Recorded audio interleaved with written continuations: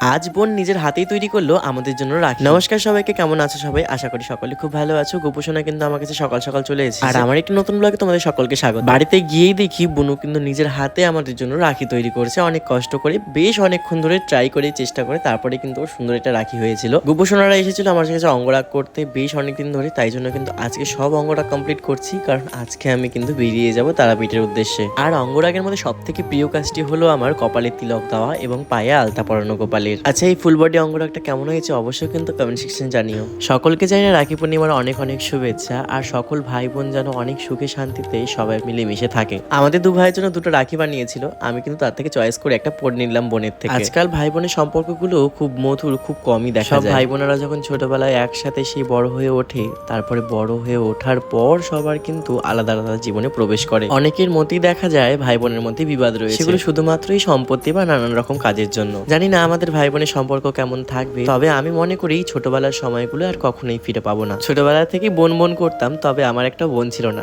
তবে এই বোনটা আমার খুব ভালো বোন। আমি চাই কোনো ঝগড়া বিবাদ ছাড়াই আমাদের সম্পর্কগুলো যেন এভাবেই ভালো থাকে। এই পৃথিবীর মধ্যে সব থেকে ভালো সম্পর্ক যদি কোনো সম্পর্ক হয়ে থাকে, সেটা ভাই বোনের সম্পর্ক। কারণ এই সম্পর্কের মধ্যে এখনই ঝগড়া, এখনই মারাপিট, আবার কেউ কাউকে ছাড়া থাকতেও পারে না। নিজের বোন না থাকলেও এরা কখনো আমাকে বোনের জায়গার অভাবটুকু বুঝতে দেয়নি। ভগবানের কাছে প্রার্থনা করি পৃথিবীর সকল ভাই বোনের সম্পর্ক যেন মধুর হয়ে ওঠে। সকলকে জানাই শুভ রাখি পূর্ণিমা।